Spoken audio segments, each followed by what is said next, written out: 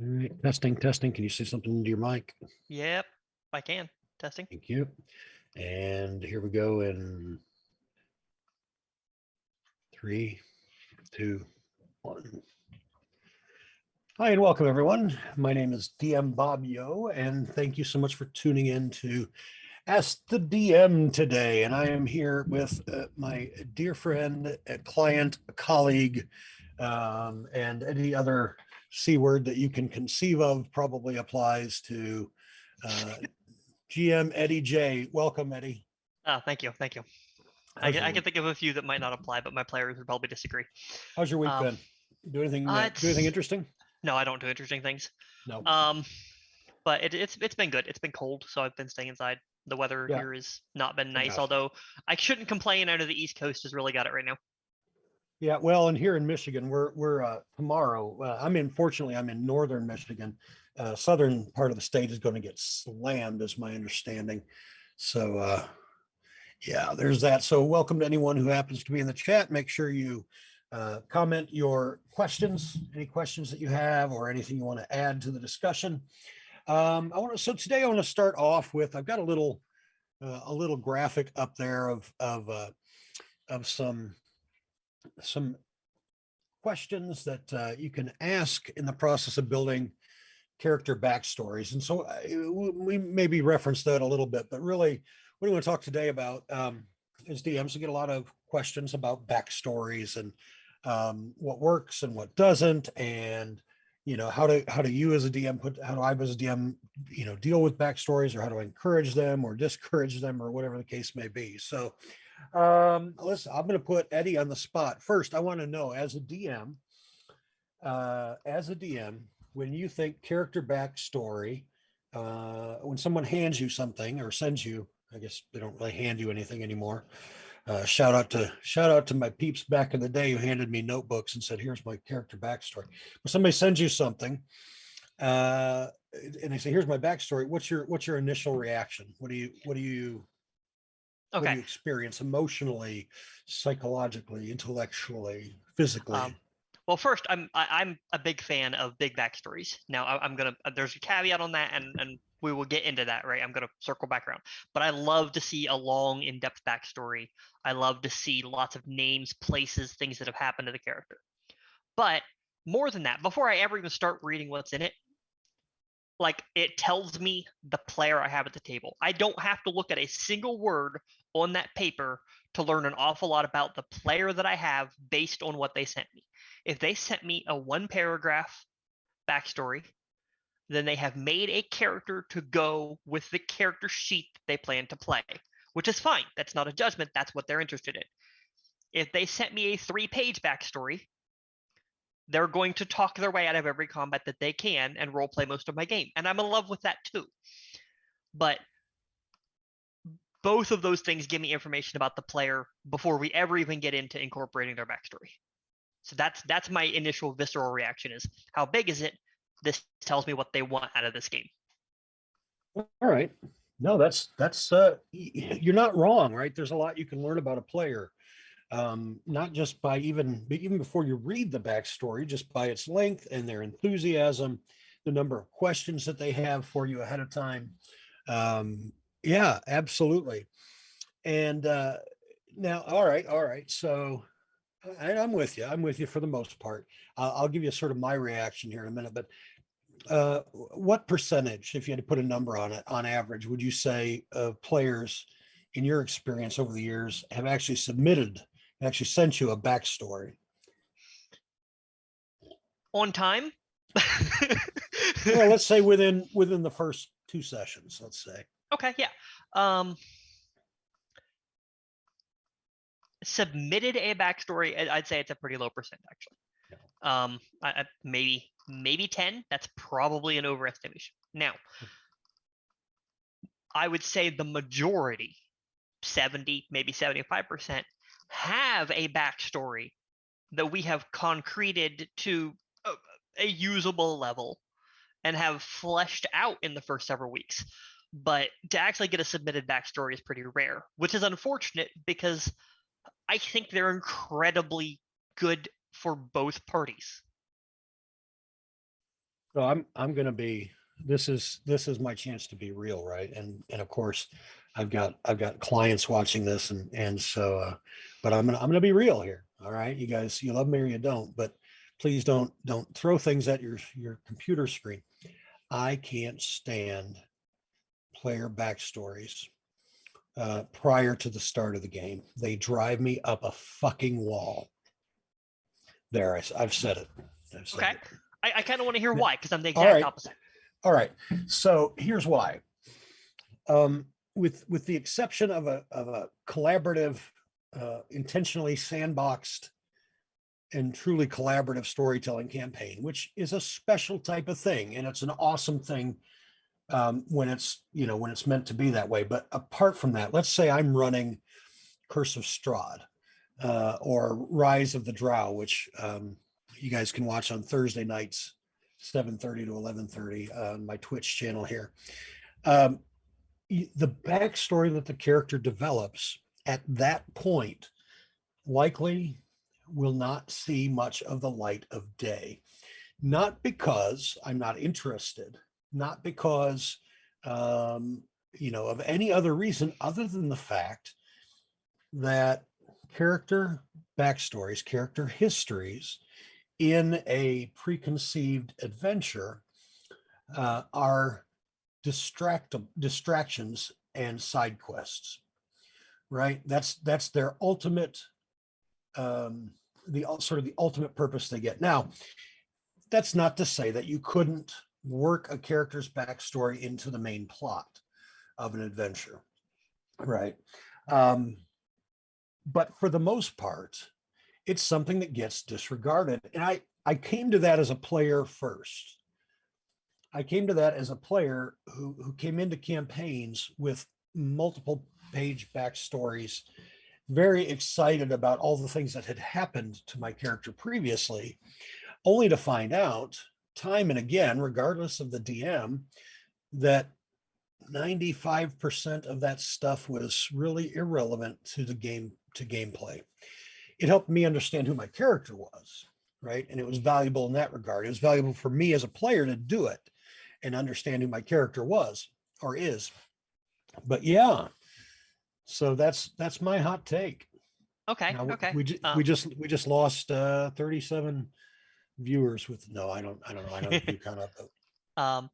So I'm gonna separate it. I think there's a big difference between,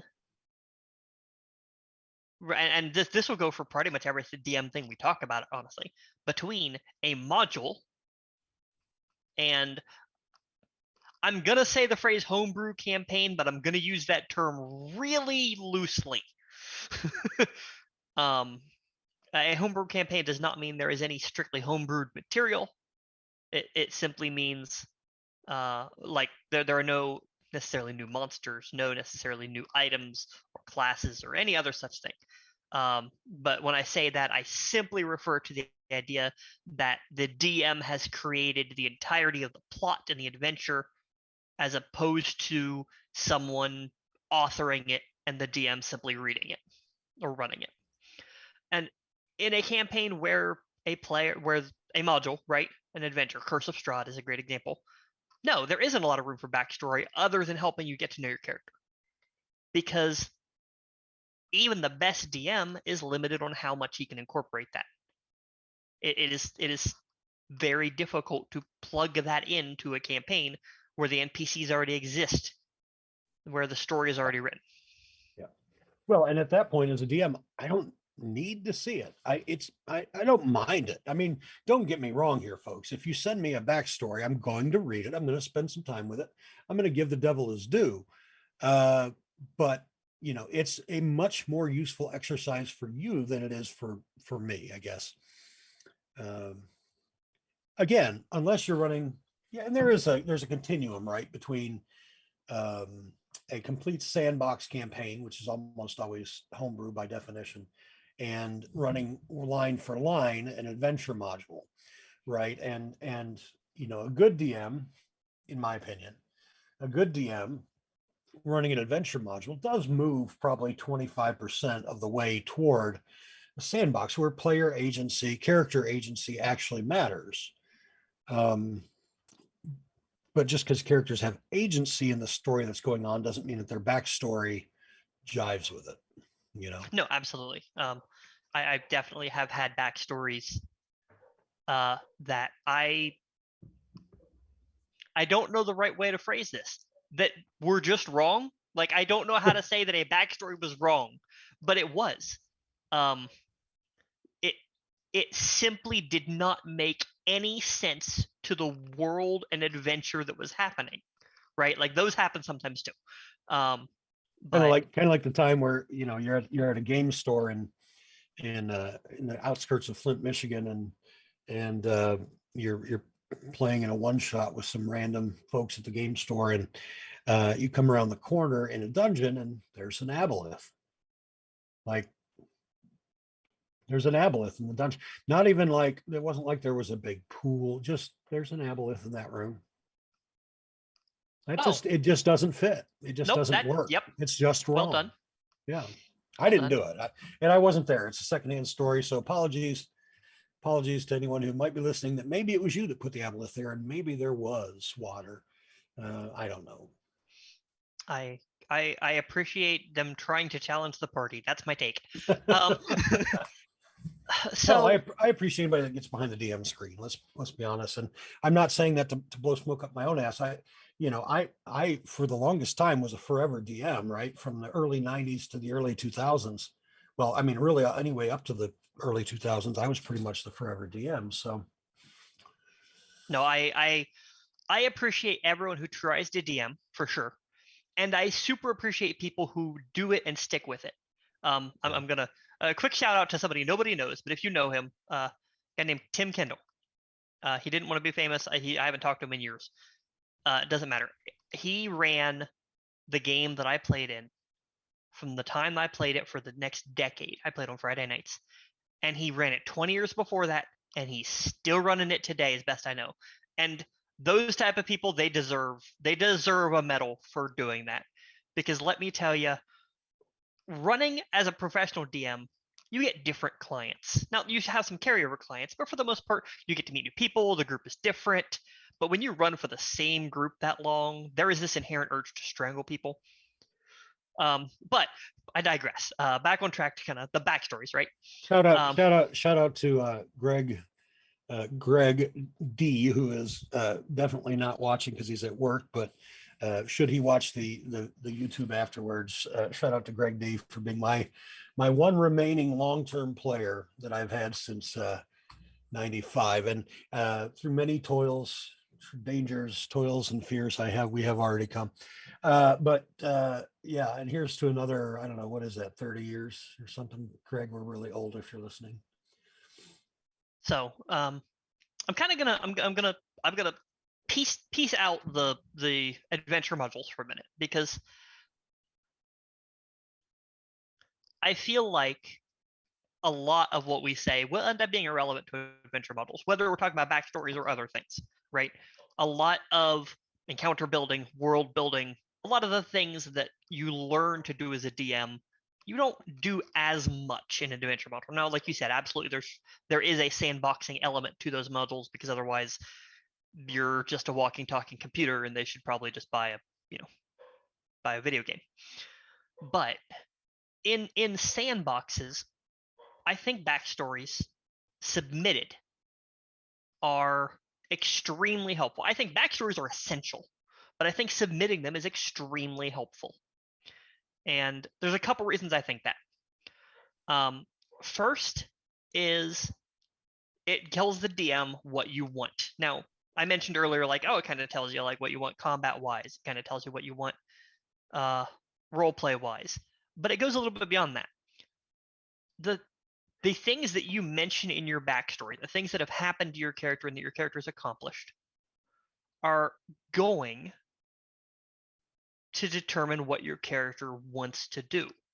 If your character's out on a quest for vengeance, they're looking for big bad evil guys to go kill. That's what your character, and therefore you as a player, are gonna really enjoy. So I need to make sure there's plenty of that. If your character is just an explorer and he wants to find new places, I need to make sure that when I'm building encounters and adventures, I'm also adding in. You okay?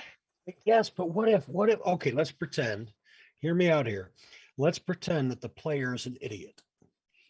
And no, they're not an idiot. But let's pretend for a minute that the player thinks that what the player wants is what you just described, specific types of activities or adventure. But the player doesn't realize all they really want to do is kill things and take their stuff.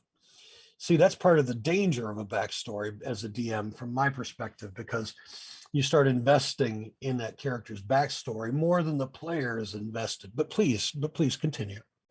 Okay, no, I'm with you. Um, and I do have a response to that, but we'll circle back to that. It tells you a lot about what they want, even when they don't know what they want. Was where I was actually going with that, because it's not very common that I have a player tell me, "Hey, I want lots of role play in my campaign."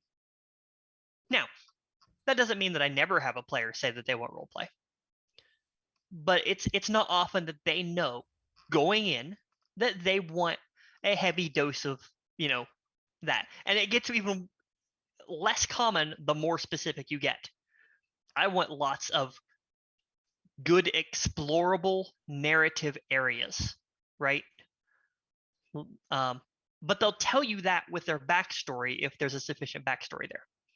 And the other thing that I like backstories for is, and I can already tell I use them very differently than you, is because when a player tells me and gives me a backstory, they're committing to it. Well, yeah. Right. But just because they don't doesn't mean they're not committed. I mean, let's get that out there. There are some people that don't do backstories, but are as committed as everyone else. Absolutely. I'm saying I'm not saying they're committed to the game. I'm saying they're committed to that backstory, which is why I think submitting it's important. I'm doing a loop here. I'm explaining it badly, but here we are. You're just gonna get used to this. You're good. You're good. So if I come up with a backstory and don't tell you, Bob, as I'm a player, you're DMing. If I come up with a backstory and I just give you little tidbits about it, then when the situation arises, there is a chance that I renege on the backstory that I had. I change my mind. Oh, well, this happened. Maybe I don't like this as much. This doesn't feel as good for my character right now. Right? There's nothing holding me to this. There's nothing holding me to anything that I thought had happened to my character. Whereas when I submit it to you, at that point, I had to put it in words and I had to say, these things are canon for my character now. These are events that have happened. I can't undo them. I can't go back on them. And so it does a couple things. The first is like, great. Now, when slightly uncomfortable things happen, like that character has a chance for growth. We have an actual story we can go with, right? Because character growth doesn't have to, but should happen in most campaigns. You shouldn't end with the exact same character mindset and everything else that you started a campaign with. That means you never had any strife. But it also lets me, and I don't know the right way to say this, ask the player, what the hell? When the paladin, who has this backstory of helping people on the streets and feeding the homeless and needy, and they decide that they can do so much more good as an adventurer, just decides to full murder hobo and take their stuff. But, so as both a DM and a player, I get it. It's D&D, and it's just a part of the reality of D&D, right? I'm not judging murder hoboing. Well, hey, look, as kids, Monopoly taught us about finance. Risk taught us about geography, right? Chess taught us about strategy, and D&D taught us to kill things and take their stuff. Yeah, no, I mean that is a big part of it. But having a backstory actually gives the DM more agency. And I know that's a weird thing to say because the DM, we're not all powerful. Now I'm listening. We're not all powerful anymore, right? We don't just get to decide things and the players just have to live with it. Oh, I don't know, Um, man. That depends on who you ask. I know some old school guys that would take you all the way to the mat on that one. I agree. I agree. But I you can, right? But nobody's obligated to stay in your campaign. well, and that's their approach too. Is like, if you don't like it, fuck off. Okay, which is But fine. I don't yeah, I don't think there's anything wrong with that approach necessarily. yeah, Best of luck to you. Um, right, right. I mean, yeah, I mean, yeah, that's another whole discussion. But yeah, you're right. You're right. but So yeah, no, it it gives gives back some agency. Tell me more about that, because now I'm listening. How can I retrieve some of my lost power? right. So I wish I had a good example. You literally did put me on the spot here. But when a player has something built into their backstory, that allows you to use it as hooks, right? Oh yeah, okay. Now, and I don't just mean quest hooks. I don't just mean side quest hooks. Now, I do mean those. But you can also just use it literally to reel someone kind of back in when they're starting to go off of the murder hobo deep end, or go off character in ways that the player might not intend to. Players, as people, as humans, have knee-jerk reactions to things, right? I You're not I wrong. was Yeah. playing a caster in a game recently, and I was just every single session getting spam counterspelled, right? And so, like, as a player, I had a knee-jerk reaction to want to to find a way around that, to maybe not be a caster anymore, or maybe that so it can't be a thing anymore. And now, yes, there are sometimes problems that need addressed, but those visceral reactions aren't healthy for the player, for the game, for the DM. And so that paladin who wanted to feed the needy and help people and blah blah blah blah blah, I'm very good upholding person, does something not a little bit questionable, because those are going to happen in D&D, because morality is not a black and white like switch that you just flip. Wait. You don't mean every character that's lawful good acts exactly the same way? I mean, God, I hope not. isn't that what alignment's for, right? Yeah, absolutely. No, I could just do away with alignment and we'd be fine. You're not Um, wrong. You're not that's a wrong. that's a whole conversation. Yeah. But this good character does something almost downright evil. They murder hobo, or they're deceptive without reason towards a fairly good NPC because they want this piece of gear, or they want this quest to go their way, or they're just desperate. Sometimes desperation, breeds bad decisions. And that hook allows you, whether or not it's the voice of a god or just a gut feeling, but it gives you a way to kind of lead or drag, depending on how forceful you have to be, that character back towards what they wanted to be. Now, they can absolutely say, no, this is the path I'm choosing, and that's fine too. But a recent thing that I read put it into words better than I could. It is imperative that before a big decision is finalized, the player knows the potential consequences of their actions. And that also includes things like betraying your character, betraying your background, betraying who you are. And I think that's where our agency comes in. I probably explained it poorly, but I hope you understand No, what I'm no, trying to you're get at there. right. You're right. And I think one of the beautiful things about fifth edition for me as a DM is personality traits, characteristics, flaws. Uh, that these things have distilled down much of what I would have to read a lengthy backstory to procure. And they distill them down into, three or four specific things that as a DM, I need to remember about this player. And in an ideal world, the DM is familiar enough with those things that you use that as a basis for giving out DM inspiration. That's the way the game is written anyway. In practice, I give out DM inspiration mostly for bad puns, but No, I can say factually that you do not appreciate good puns, sir. I don't appreciate good puns. I don't know. I don't know about all that. I appreciate dad puns. Let's put it that way. All right. So I don't know. Let's look at, so KP Force has a question in the chat. He says, have you ever denied a character in your campaign because of their backstory? I'll go first. How do you think about that for a minute? Have I ever denied a character because of their back? No, I've tweaked. I've asked them to tweak something, and mainly in those cases, it's for a situation that didn't really, maybe it didn't quite fit the world, right? Didn't fit the setting. But very rarely. I mean, I've denied in the past when alignment was a lot bigger deal to me. I've said, okay, you have to have, no evil alignments or no chaotic neutral, because for a while there, everybody that acted chaotic neutral acted like they were, I don't know, just like they were off their rocker, which is a technical psychological term. And so yeah, that would be about it. I don't know. What about you, Eddie? Have you ever shunted somebody's backstory back to them, or even outright denied them? Okay. So specifically to the denied question, I'm going to say no, but, and we're going to come back to that. I have absolutely looked at a backstory, handed it back to them, and be like, so here's what you need to know. Okay. And that's generally my go-to. If this is just like code for me, and everybody who knows me is going to learn this now, and it's terrible. If I ever say, so here's what you need to know, that's my way of saying this doesn't work at all, and I'm trying to limit spoilers. Okay. Yeah, I thought you were going to say this doesn't work at all, and you're a complete fucking idiot. No, I That's just what I generally thought maybe think you were that, dude. thinking. Like But that's yeah.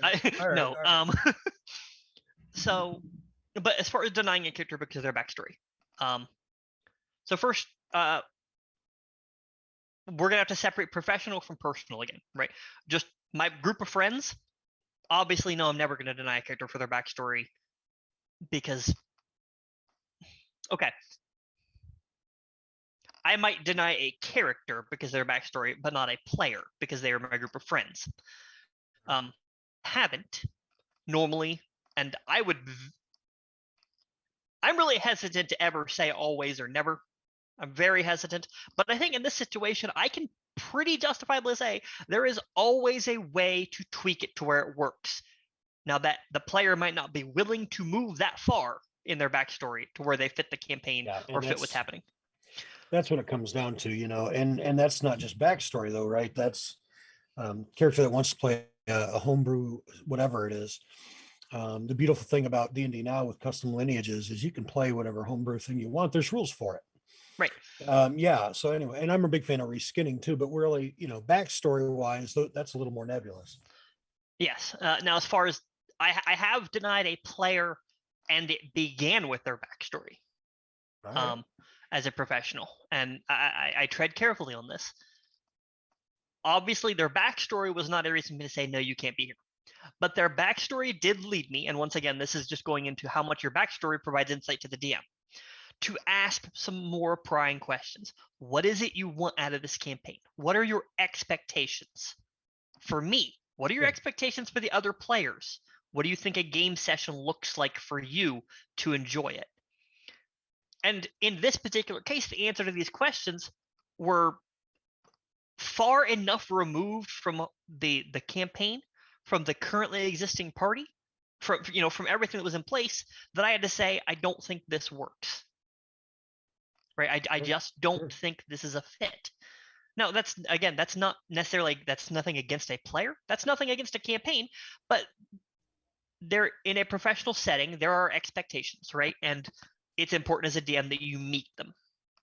Well, not every DM is for every player. Look, bottom line is this: I'm the highest rated DM on StartPlaying.games. Okay, great, that's awesome. Yeah, Eddie's inching up. He's anytime now, but I'm not the right DM for everybody. Okay, there are players who don't particularly care for my DMing style and shouldn't. I'm good with that, right? I'm okay with the fact that there are times where it's not a good fit. And we talked 2 weeks ago about session 0, and for some DMs, session 0 is a useful tool to sort of suss some of that out, right? Because even if you have just a small sort of introductory adventure, even in that first session, the player can figure out, hey, am I enjoying this GM's style, right? So yeah, there's some of that, dovetailing in backstory. Now, yeah, well, do you have any more thoughts on where you're at there? I don't want I to don't interrupt you. even remember what my thoughts were. Good, good. That was the idea. Obfuscate, confuse, deny. Okay, so you know, let's talk about backstory. So I like one of the backstory tools as a DM that I really, really like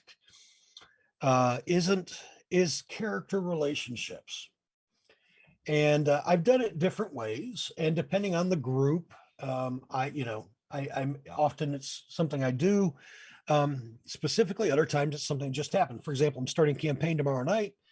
Wonderful campaign. Eddie's playing in that one, and the players there have already come up with a significant sort of group backstory, why they're all connected.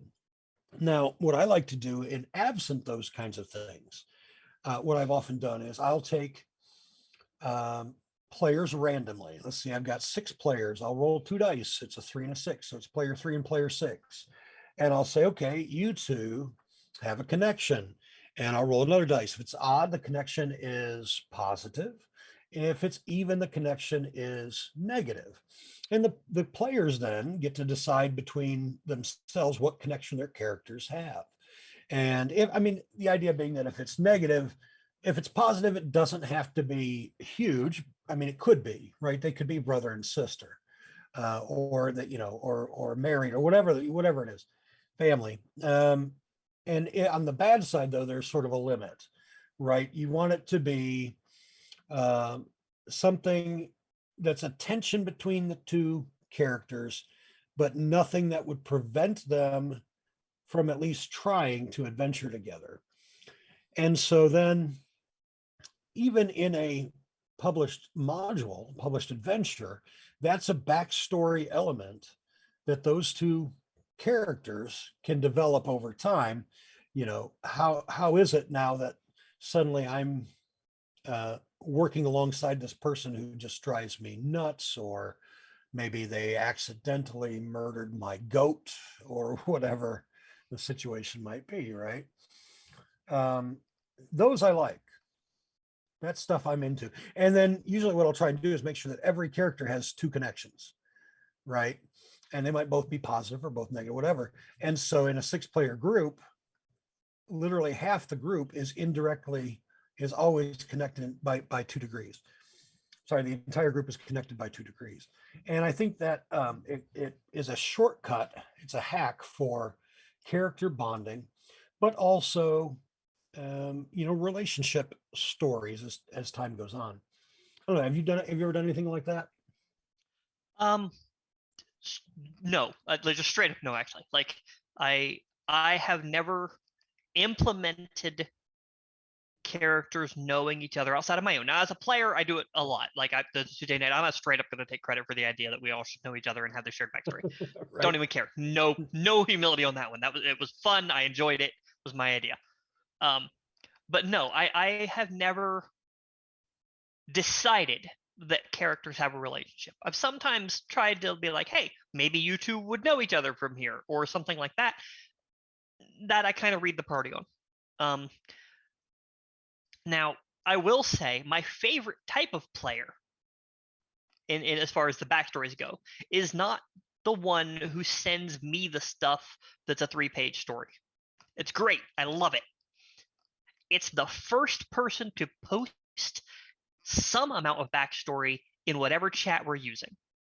Here's my character. Here's this bit of backstory about them and what everybody knows. Because I I will bet money on it every time and get rich. Somebody is going to be like, here's what I was thinking. Maybe we insert anything that they can think of. Right. And most of the time that snowballs. I'm almost to the point where I want, like, okay, before game, everybody's going to post their character sheet and then post a 1-paragraph backstory.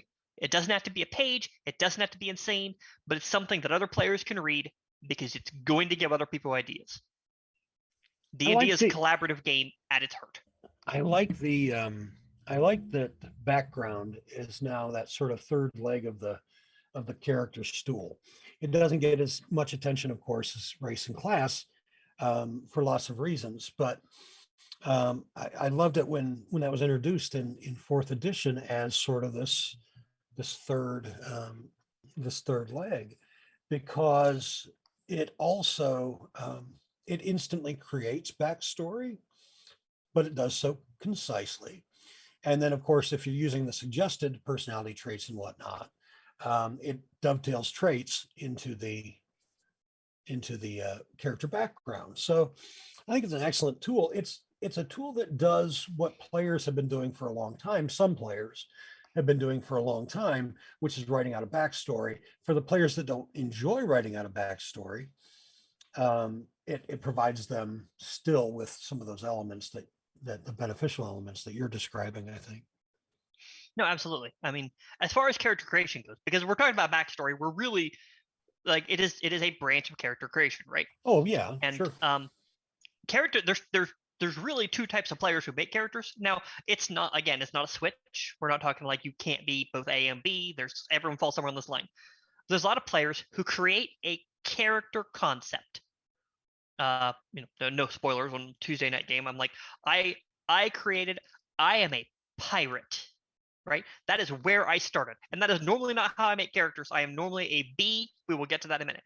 But some players, they get this idea and then they make a character that fits this idea and this ideal. And the background gives them a good starting point for that to work backwards to make a functional character sheet. But I agree with you. I think it's more useful for these B characters, me, most of the time, who have, I'm going to make this class.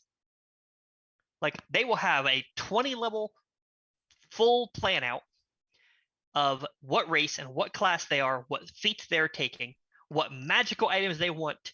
I don't know what to name him.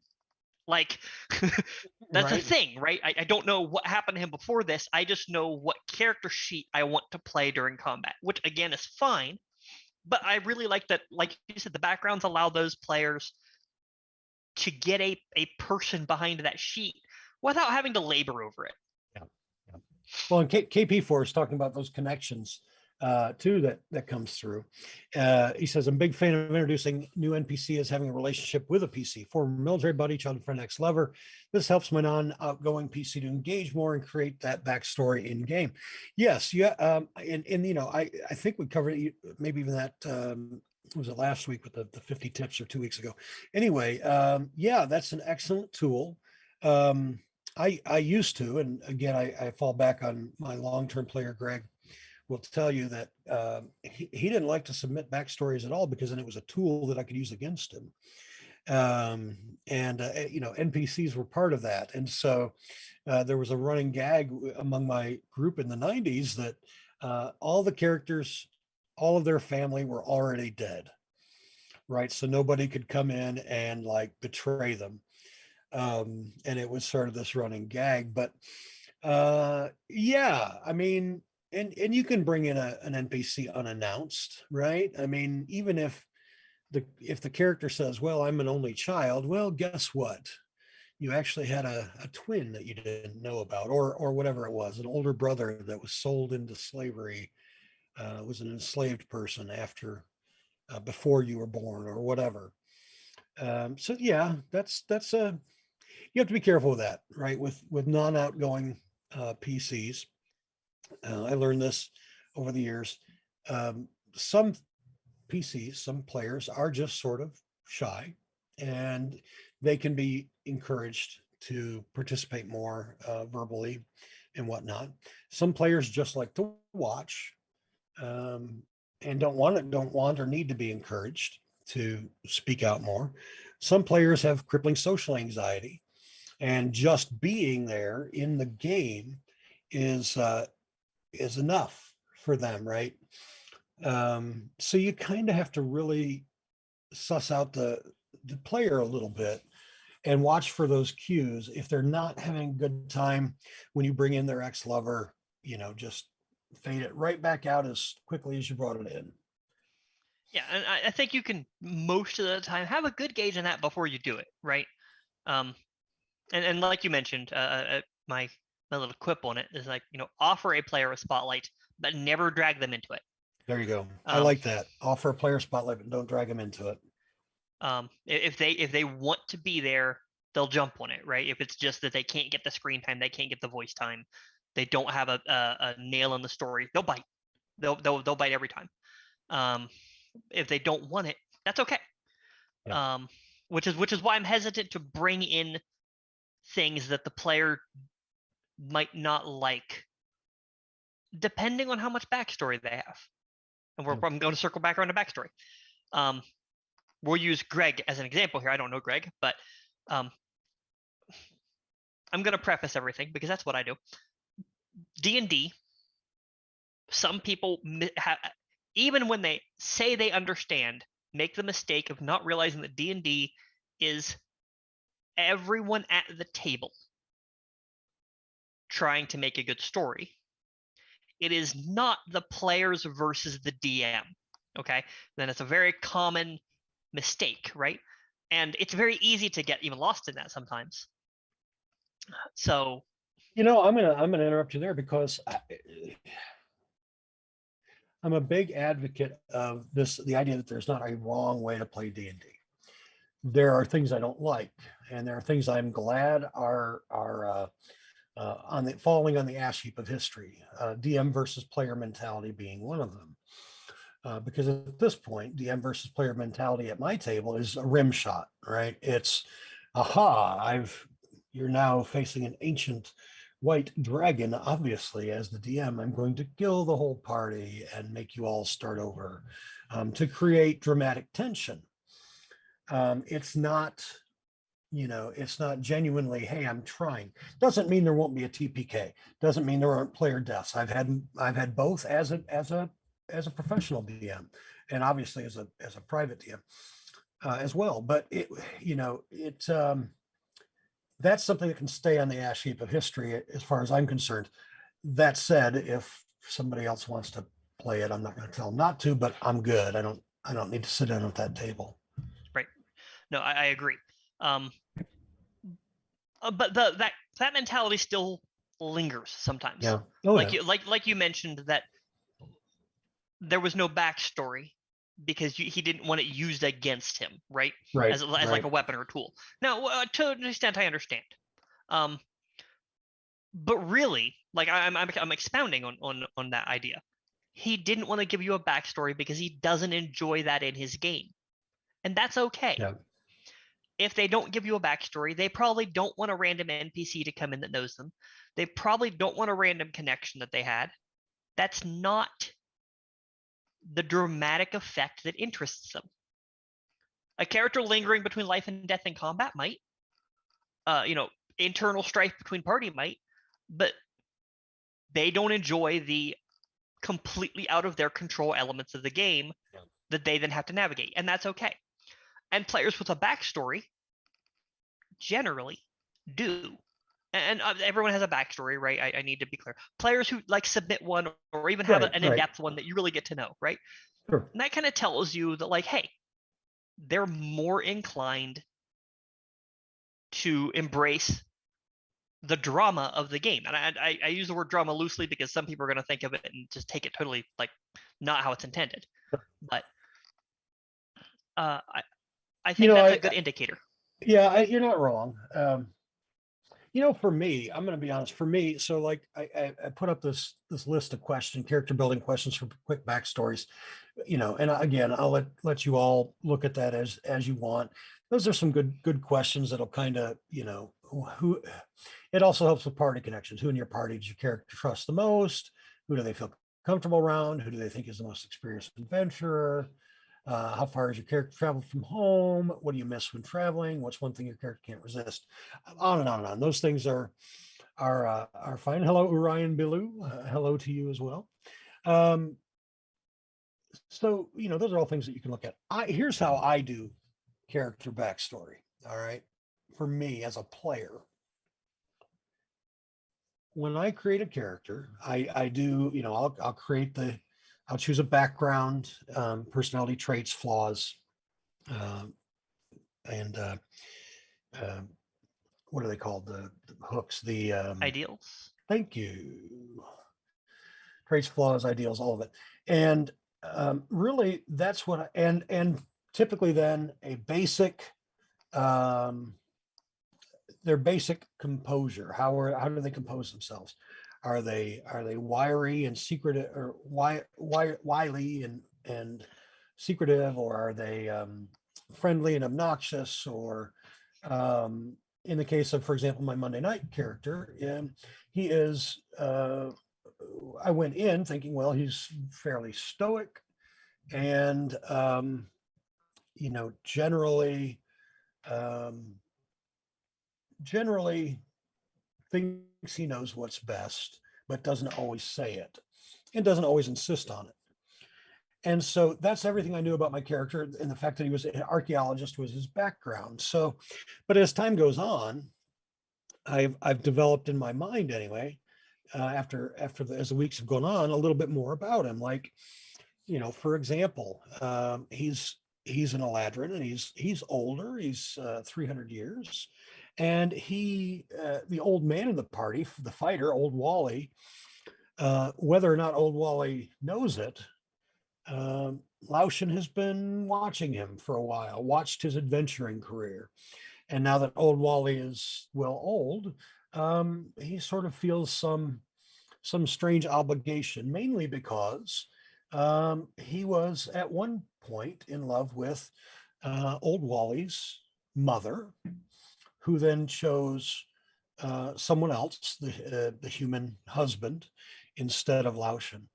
And they are both either, I don't know, whatever Old Wally's story is, whether they're alive or not, he still feels like it's a little bit up to him to watch after Old Wally.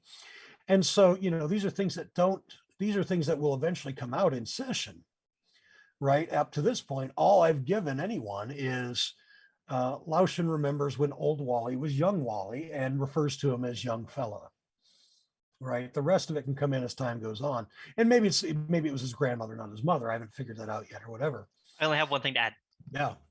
Snape, Severus Snape.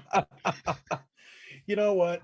I've named you after two of the bravest wizards. Ron had to be like, what the fuck, Harry? I mean, come on. I like literally went up against Living Chess and Basilisk, and first year student, and the two bravest wizards I've ever known. No. Name one, Ron. Right. But anyway, no, that definitely had a little bit of a Snape feel to it, which is great. Yeah. So one thing that truly bothers me, right, is when people get upset or diss or make somebody not want to do something because the content is clearly based on this, right? They're like, oh, it's not original, it's based on this. For everybody who's ever said that in their life, I'm talking to you right now. There is no such thing as original content. Get over it. Everything is based off of something that you have seen or heard, and you've tweaked a little bit because you thought this would be cool and ran with it from there. Please stop making people feel bad for having almost cookie cutter copy characters. They like something, let people enjoy things. You're not wrong. You're not wrong at all. And matter of fact, specifically, I mean, in D&D, all right, so in general, you all know about 7 stories, right? 7 basic plots. Let me get up a little graphic here. All right, this will do. Let me zoom in so that it's visible. Zoom out, actually.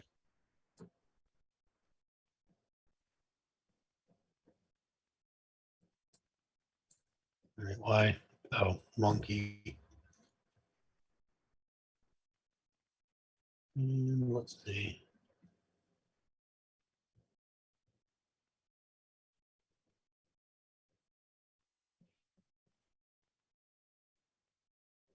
But no, I actually don't know about this, but I'm very excited to All see right, all right. going. So 7 types of story in the world, and I'll get the video. But the point being that there are 7 stories. There is Overcoming the Monster. There is Rags to Riches, Voyage and Return, Rebirth, Comedy, and tragedy. And every story, every novel you've ever read, right, falls into one of those categories, one of those broad sort of stories. And matter of fact, in D&D, it's most often simply the hero's journey, overcoming the monster.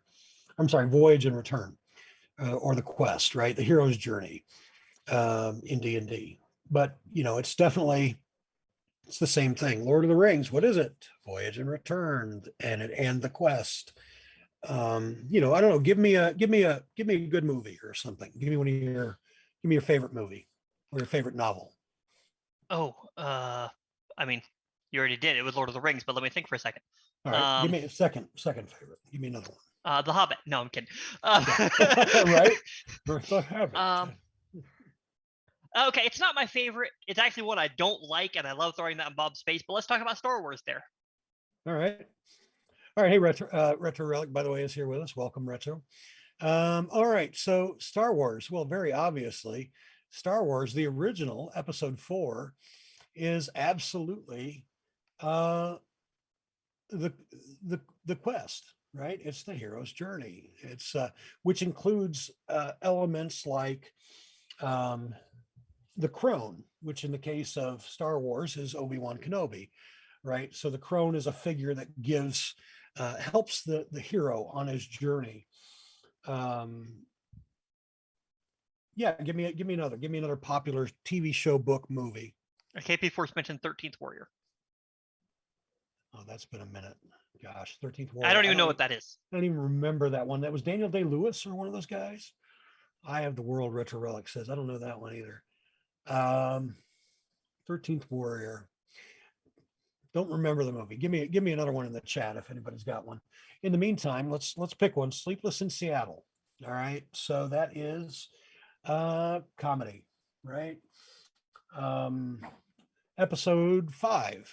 Well, really, actually, how about we take the full trilogy, Star Wars trilogy, 1 through 3, is Voyage and Return, right? He starts out on Tatooine and he winds up on Tatooine. Okay.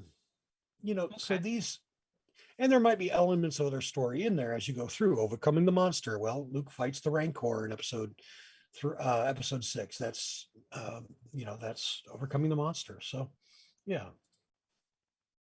First book in the Wheel of Time. See, I haven't read it. I hate to admit it out loud. I haven't read Wheel of Time. I watched it. I haven't seen it, but I mean, yeah, that's definitely, it's I mean, it's got the hero's journey aspect to it. I don't know about the return yet. Haven't got that far. But no, I definitely kind of see where that's going. But yeah, it just reinforces my idea that like original just means renaming existing things and then having fun. Right, and even Solomon, right? Nothing new under the sun. I mean, that's okay. What it tells us, human experience is connected, right? Our the things that we all experience, we all see them in specific ways that are relatable to one another because everybody understands the idea of journey and return. It's basic. It's something built into who we are as human beings. And the beautiful part is if the characters present you with a backstory, they can generally tell you what kind of story they want.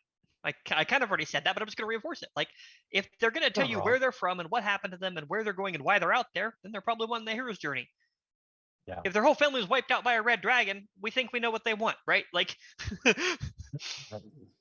overcoming the monster. Yeah, absolutely.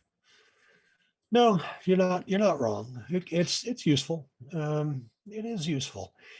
I don't want to give that idea, right? I mean that character backstories as a DM are a source of annoyance or frustration for me. They're really not, right?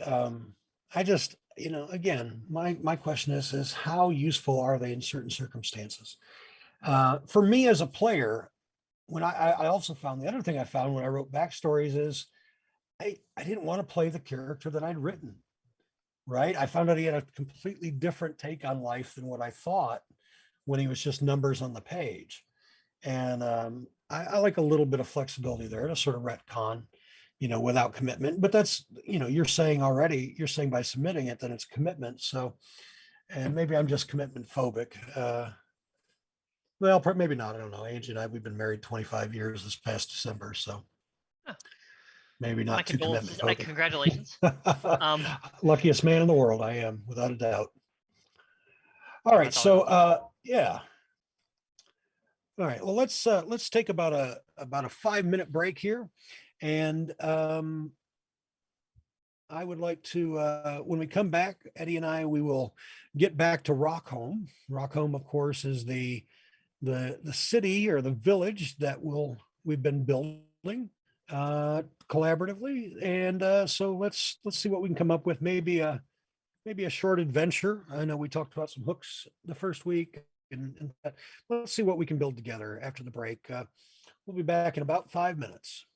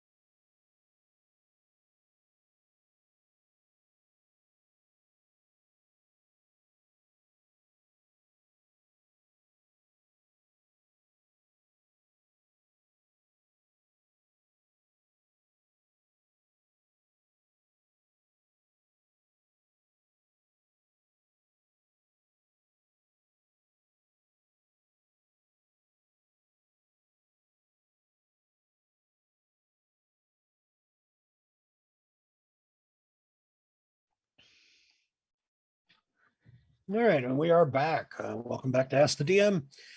DM Bobbio and DM Eddie J. Make sure you hit both of our links there, our Start Playing Games. Hit us up. Come play games with us. Eddie is the second best DM on this entire show today. So I highly recommend him, of course. So nothing, not a Oh not no, not a word. I'll see you in 6 days. So we had one more question we had from Adbury. As a player, I find long, complex backstories frustrating because I want to make the character story as I play them. Yeah, well, I mean, yeah, exactly. That's I guess what I was getting at is building my backstory as I go, filling in gaps when necessary. Um, I feel like my characters typically haven't had a whole lot of interesting happen to them beforehand. Maybe, yeah, it's more about what's coming up as part of what Brad's getting at. That's a valid approach. It's only one approach, right? It's not the only correct approach by any means. No, absolutely, and like it by itself is fine. It meshes well if you already have existing backstories. That's kind of how I'm rolling Tuesday. Yeah. The only word of caution slash danger there is you have to be careful what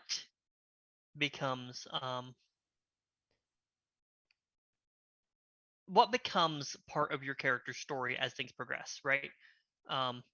It is too easy for it to be convenient that you know someone, right? That's what DM inspiration and things are for. Right. As opposed to just, well, I added this part of my backstory now. And my general approach is if I didn't know it was part of your backstory before we started the scene, it's not part of your character's backstory. All right. No, Because that's fair. Yeah, I get that. Right. Adding on the fly, that just happens to fit the circumstance. It's yeah, contrived. I got you. yeah, but I mean, other than that, like, yeah, absolutely. Like, I made half of Plume as we were playing, and it's nothing like how I imagined she was going to start as. Okay, it's not Sure. nothing. There's a lot of her there, but All right. Well, let's shift gears. Let's talk about Rockholm. Rockholm, of course, is the village. Used to be a lively trading town. A village now. It is the last. Used to be the last stop off before the frontier. Now it is the frontier. It's near some rocky mountain ranges and whatnot. And a shard, a portal opened up during the shard storm, connecting to the elemental plane of Earth, and that has created all sorts of stuff that we know about Rockholm up to this point. So when we started Rockholm a couple weeks ago, we started with some potential adventure hooks. So Eddie, I'm gonna lay those out. You tell me, and folks in the comments, if you have a preference on one of these hooks. Feel free to say what you think. So they are close the portal, investigate the Genasi rock earth worshipping cult, or rescue somebody from it. Just passing through, so sort of the random encounters that you might have in Rockholm. Help the Goliath get back to his hometown. A Goliath from up in the mountains wants to get back to his hometown to retrieve an heirloom or look for survivors. Maybe it's find the MacGuffin, a specific artifact, probably Earth related or at least dwarf related.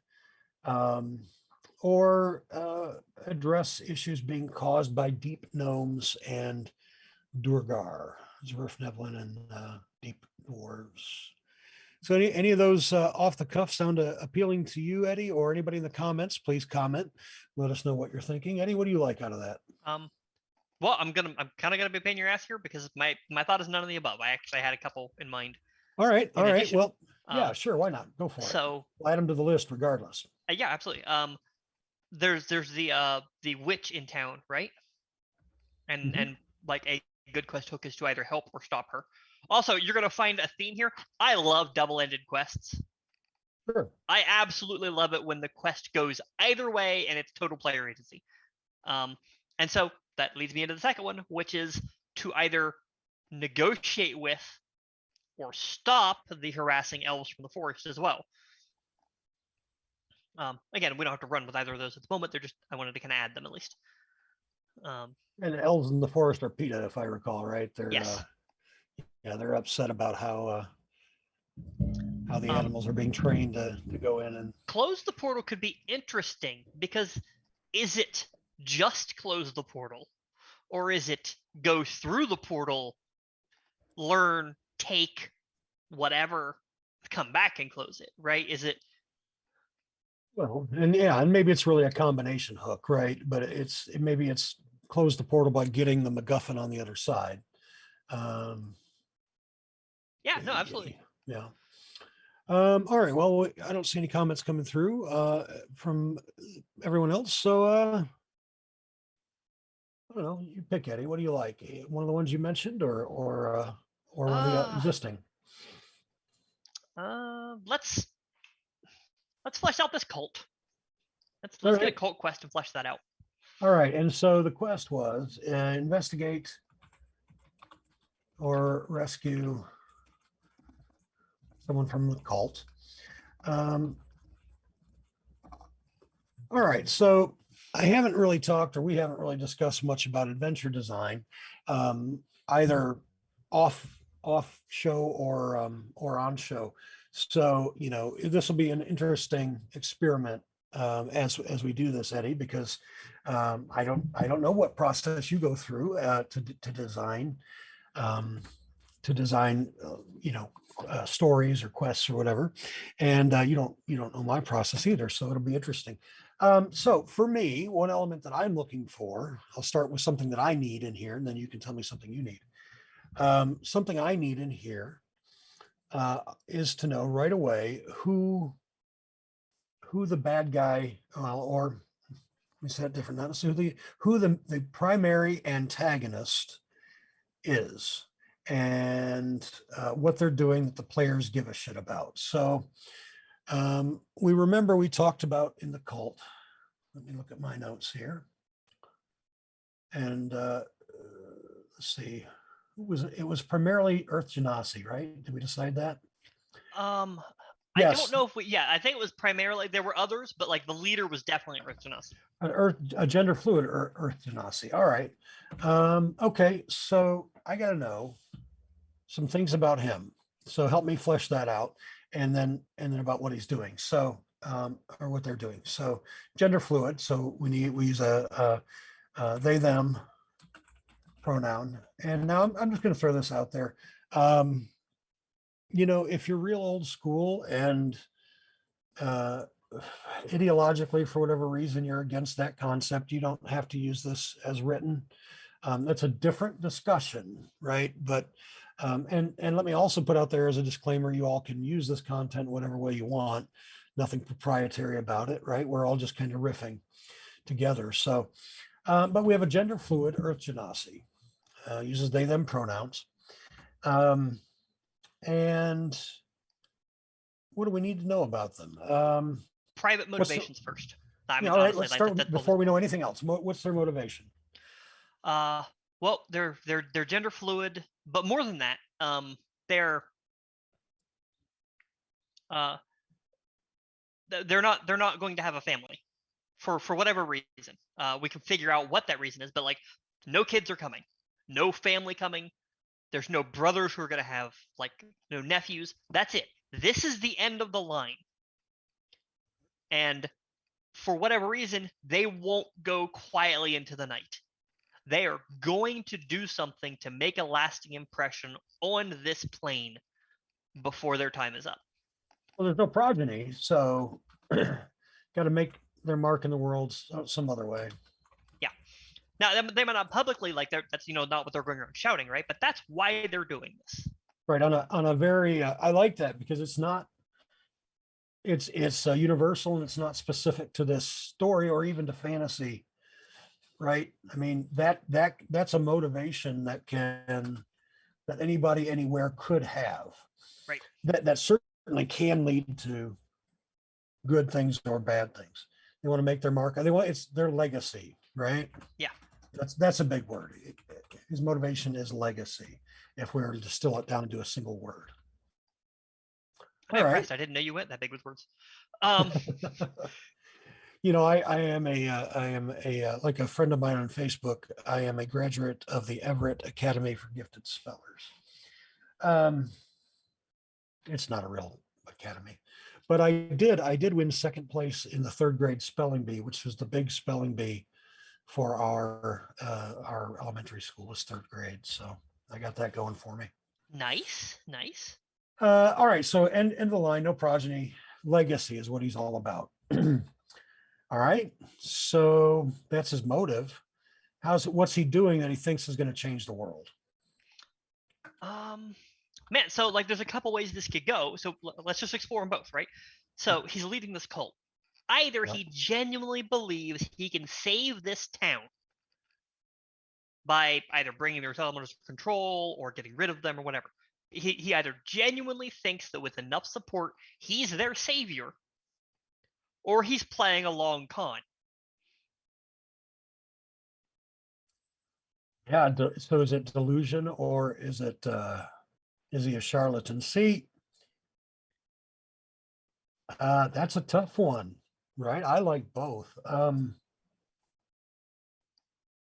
Because either way, even if he's just a charlatan, he knows that he's going to make his mark, right? He's going to be remembered through this cult that succeeds him, probably, Right. sort of like L. Ron Hubbard or whatever. Yeah, I mean, because he's claiming to basically be like the manifestation of Earth's will, right? Like that's his whole thing. Like, All right, all right. I like that. He's the manifestation of the Earth's will. he Claim gained to all his be. power when this shard opened, right? Maybe that's not true. Maybe he's always had power and he was just really shy about it, and this is his opportunity. I want him to be a charlatan. I'm great with that. I really do. And But let's run with that but last I little think bit. he's more dangerous if he's not, though, right? Because a charlatan, when the fulcrum, when it passes the fulcrum, is going to cut bait, right? No, You don't think? no, I don't think so. He Hear me out committed to here, the okay? bit. So All right. let's okay. So I need to pause where we are here, right? And I actually, to figure this out, I need to go back to where I need to start. Okay. Yeah, let's do it. Let's do it. I No, you're need good. when I make a quest or a story or an arc, I need to figure out what the big moment is. Sometimes it's just the fight, right? But sometimes it's a decision point when the players have to decide, let him live or die, or help them or don't. There's tons of potential great decision points there. But sometimes it's more devious than that. Sometimes it's a surprise, right? So maybe with this guy, maybe he already has something in the works that's far more dangerous than he could ever be. Right? He's already put things into motion. He already has contingencies. Right. Okay. Right. It's not him that's a problem anymore. It's the idea. Right. So the things that he's put into place, whatever those are, and that's the real problem. He's almost incidental at this point, or he's almost a red herring, right? He's put it in play. So but he's not what they've got to stop. If he runs, problem still not solved. Right.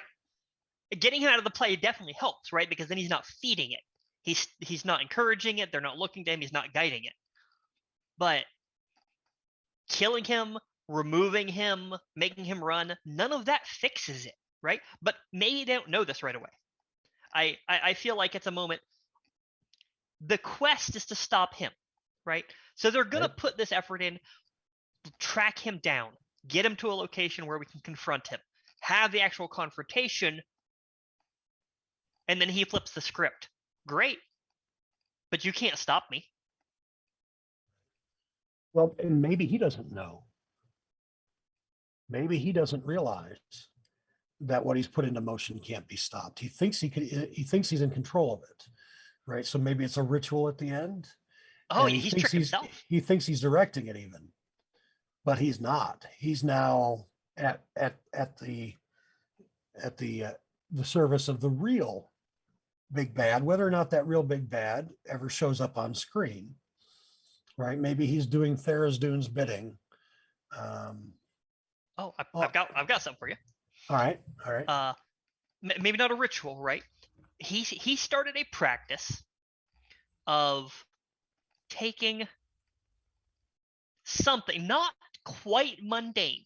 Okay, it has to have real meaning, be slightly magical or something, because it's going to be feeding power here, and taking it to a certain location or a couple altars or something, and giving it to the earth elementals. Okay, and he genuinely thought this was mostly meaningless, right? That he was just blowing his own smoke, building his, they're following me, they're doing what I tell them. I gave them a task, they're fulfilling it. But they're actually feeding something. They're making it stronger, an earth titan. So it's offering provided by his followers of some sort, and we don't know what kind of offering that is. It's a blood offering. It's magic. It's something. Is that what you're suggesting? I'm thinking gems imbued, maybe he's got, like, he taught them all a ritual and they're spreading it, a very simple ritual to imbue a little bit of magic in these rocks, in these gems, and they're offering it in different locations, right? It can't just be one thing or it's too hard to stop. Well, and maybe in addition, right, part of infusing these gems, maybe it removes a piece of each person's soul, and you can only infuse one gem. And so not only are the followers infusing gems, they are, in some cases, for the greater good, deceiving others into whatever this practice is. Maybe it's, sort of, I'm thinking here, sort of a Sweeney Todd, right? You're eating people and don't know it. You're giving up a piece of your soul into this gem, and this piece of your soul is actually what's going to empower the. I like the idea of a Titan rather than just Tharizdun, because I mean there's enough Elder Elemental stuff out there. What do you think of that? Maybe it's a little piece of a soul. Yeah, no, I like that. And he doesn't know. Not only does he not know it, he explains it as just a bit of magic. Anybody can do it. All of us have a little bit of inherent magic. It's just our connection to the elements. All right. So how do the followers do that with other folks? Let's zero in a little bit. I know we're getting down more into minutia, but that's all right. Just to follow this train of thought. Yeah. If I'm a cultist and I want Roger the Shrubber to give me a piece of his soul to put into this gem, how do I convince him to do it, and what does he have to do? It's got to be something easy. Yeah. It can't be location based. All right. It's, you hold it, and you got to say something, and there's probably some arcane runes involved somehow. Maybe you wear a bracelet, with certain runes etched on it or drawn on it. And it doesn't even have to be like, it's not a particularly magical bracelet. Anybody could make it. It just has to have the runes. You have to say a certain thing and be holding the rock. That's it. Do it anywhere. And man, all kinds of ways you can get him to do that, right? It can be as simple as you disrupt his business until he does it. If somebody doesn't have anything they care about in town, you drag him out to the rocks. You're like, I can leave you here with the rock elementals, or you can say this thing. Well, maybe the bracelet, like maybe the selling point is it actually does something good. Wear this for 24 hours, and they've got half a dozen of these that they've forged. And so wear this for 24 hours. And once you do, you'll have the benefits of a hero's feast. Oh, and yeah, communion. And so right, the ritual, I'm trying to think of the spell. Communion? Paladins can do it, right? And clerics can do it. It's the actual, like, when you get married or there's a wedding or you have a kid, right? You gain these certain bonuses because you're committing yourself to that thing. Do you know what I'm talking about? No, I'm drawing a blank there, but I are you suggesting like you're not talking about like a paladin's code of honor? No. I'm gonna find it. Give me a second. It's an ability. Okay. All right. It's a spell. It's a spell. All right. but not Heroes Feast. It's something else, eh? It's something else. Sorry, it just came into my head, and I was really No, excited about it. I that's apologize. all right. Keep looking. Um, Keep looking. So, all right. Well, we'll figure out what that benefit is while you keep looking. It's called ceremony, and there's several of them. All right. But one of them is called dedication, right? Okay. And one of them is called wedding, and it could be both of these, honestly. And it's when you make a saving throw, you add a D4, Right. and +2 AC. But that can only happen. Both of these are like, only a one-time thing, because you're getting married or you're dedicating to something. And so we can follow that principle is where it came from, because that's really what they're doing. They're offering this portion of their soul to the earth. And I don't mean our planet Earth. I mean like the plane of Earth, the Earth element, the Earth Titan. Yep. So, and maybe they choose, right? They mentally choose while doing this ritual what benefit they want from ceremony. Yeah. Right on. All right. I like it. Let's do that. Okay. So we know, all right. So the big bad really then isn't the cultist. He's sort of he's the red herring. The big bad is the Titan, is an Earth Titan. Is that what we're saying? I think so. Okay.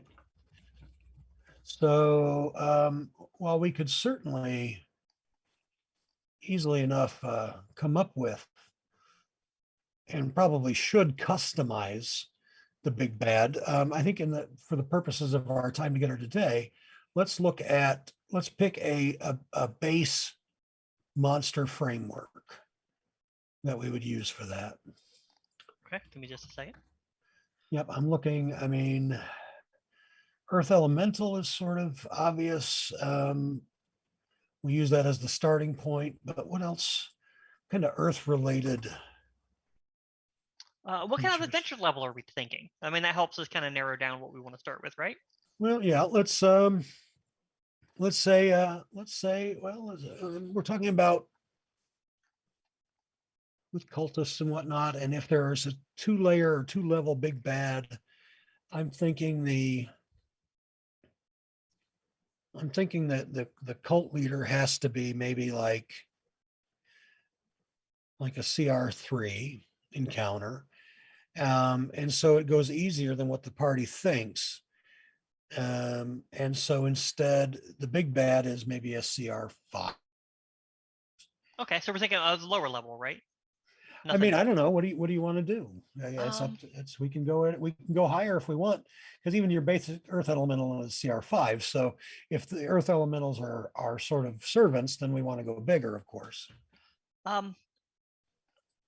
Potential plot twist. Okay, and I do this a lot. Okay, this is part of my process. Nothing that I decide is ever set in stone until I start running it. Right. Sure. Because that's things can change. So the Earth Elementals are the front, right? They're the actual upset. They're more active, but behind the scenes is a Colossus. Right. It's not the Earth, but the metal. All right. Maybe a lost city or something. But when the Earth becomes awake, so do these Colossi. Okay. They're like together, All right. And the souls are animating different golems and I mean, Earth Golem works, but also like there could be metal iron golems down there. There could be clay golems down there. But something, and again, we can figure out the big bad, but like the idea being like these constructs are being animated by the souls. So whatever is leading it either has to be a big construct to make sense, or wizardy bullshit. All right. I like what you're doing. What if this really becomes then a 2-tier adventure, right? The first tier is stop the Earth cultist, and it ends. The denouement of stopping the Earth cultist is, hey, we didn't stop whatever he was trying to do. It's that ball it's already snowballing. But what if we can't solve it right away because it's beyond us? And so it's something that it's a throwback later on in a few levels, right? So really it's a 2-tier adventure. When we hit, if maybe we're third level when facing down against the cult leader, but maybe not till 10th level can we really go after this Colossus. Okay. I like that. I like Yeah. that. And leave some unresolved. That's always nice as a DM when you have a plot hook that's just out there, unresolved, that you can throw back in when it makes sense. Absolutely. All And right, I if like that. wanted, you can tie that into anything. The real big bad who like made the Colossus could be a dwarf, and he's bitter about what happened to the city. It could be any mad wizard for literally any reason you can think of. It could be one of the elves who found these things and are animating them as vengeance against the city. It could be anything from the Underdark. It could be a Goliath survivor who they didn't know survived. It could be that one could be, since we don't have to flesh it out. That one could even be the party's an ongoing nemesis of the party. They just had no idea that he was involved in that. Yeah. Okay. I like it. I like it. All right. I think that's, we can close the book on that. We've got a skeleton, something of a skeleton. I think we'll pick up when we do next week, when we do our segment on world building. I think we'll just do a part 2 here where we suss out more of that first of the 2 adventures, where we get Right. some specifics. All right, so let's switch gears. We got a little bit of time left. Let's take a look and see, just to make sure we haven't missed anything good in the comments. No, just KP4 saying, yeah, the cult leader has to believe what he's doing is for the benefit of all kind, regardless of the means to get there. Maybe, or maybe he's tricked himself into believing it's the benefit of all kind when it's really just the benefit of his legacy. All right, so we got another half an hour here. I want to switch gears and let's talk about some of what's the advice, Eddie, that you would give if someone is a brand new dungeon master and they say, hey, I'm going to DM my first session 6 weeks from now or whatever. They say to you, distill me down, give me your best advice. What do you tell them? Enjoy it. I know that sounds like a cop-out and it sounds cheesy, but honest to God, the single best thing you can do as a GM from the moment you start preparing your content to the end of your session is to have fun with what you're doing. Because if you are not enjoying the characters that you are making, the story that you are telling, the fights that you are having, if you are not having fun, none of your players are going to have fun, period. There's no hope for it. Yeah, and you're not wrong. That enthusiasm, I've often said before, enthusiasm is the single most important characteristic for a DM to have, right? You can have lots of flaws, but being excited about them in many times just simply makes them less relevant. All right, so have a good time. All right, I like it. I like it. It's so hard for me to even picture that, right? Because I was, 10, 12 years old when I first DM'd. So it's hard for me to imagine what it would be like not to know anything about DMing or not to know much. All right. What if they say to you, all right, that sounds great. And they tell you, I love playing. I love the part where we're rolling dice and telling stories together, but I don't like prep. How do I get enthusiastic about prep? Okay, I'm going to cop out again, and I'm sorry, but this is No, genuinely please my do. advice. Don't Sure. Don't prep. don't do any excessive amount of it, because here's the reality. No prep, right? You know that you are playing a game in 6 weeks. You've already found this out. Before you ever have a chance to talk to me, you have an idea of what you're looking for. You might not be able to put it fully into words yet, but you know something cool that you would like to see. Because it's going to be like, oh, when I was a player, this was one of my favorite moments. Let me see if I can try to recreate this type of moment. That's probably your first instinct, but it might be something different. But there's going to be a gut instinct that you want to do. You're going to be, this is the thing I'm happy to do. You really, genuinely don't need any real amount of prep. Now, you have there's going to be some. I'm not going to lie to anybody. If you show up in 6 weeks and you have not looked at a book, you have not looked at a monster, you're going to have a bad time. But people think prep means you have to sit down for hours and have everything meticulously planned out. Have a couple of encounter ideas in mind. Look up the stats of the monsters. Right? People are going to know it's your first time. Everything isn't on you. It's really not. The fate of the world is not on how well you DM your first time. Yeah, for the most part. I mean, your mileage may vary depending on who your friends or who your players are, but yeah, for the most part, you're not wrong. I mean, get new friends. Well, like if they're going to be like that, get new friends. I mean, you're right. Especially if they're the kind that don't want to DM themselves, tell them to put up or shut up. But yeah, you're not wrong. I'll also offer a plug here for someone that I've followed for quite some time, and way back during my blogging days, actually, we had some back and forth, some good discussions in the comments section. But Sly Flourish, slyflourish.com. Mike there has put together. He's got several products. I recommend all of them.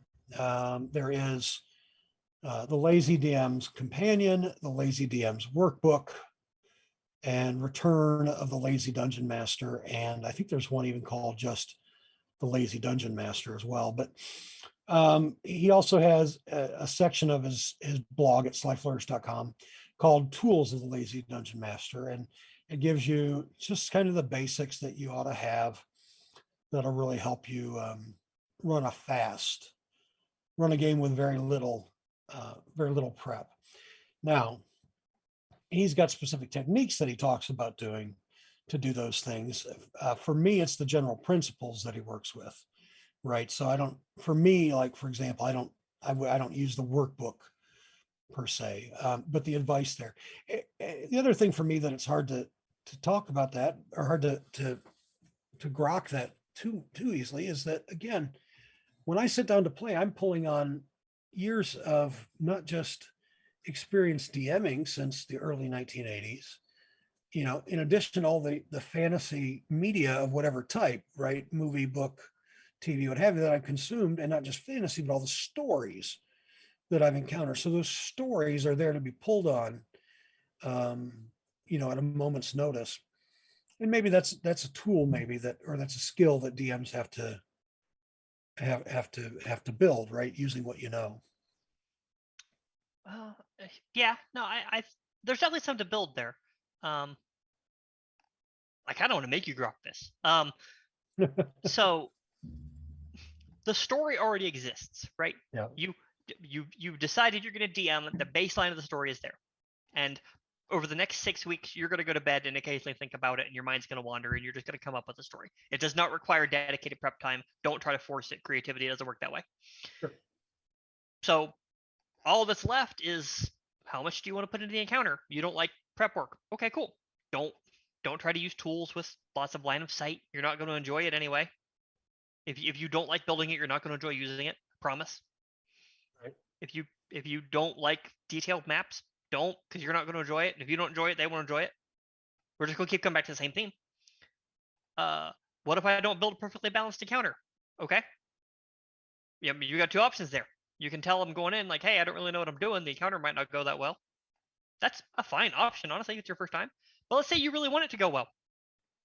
Cheat.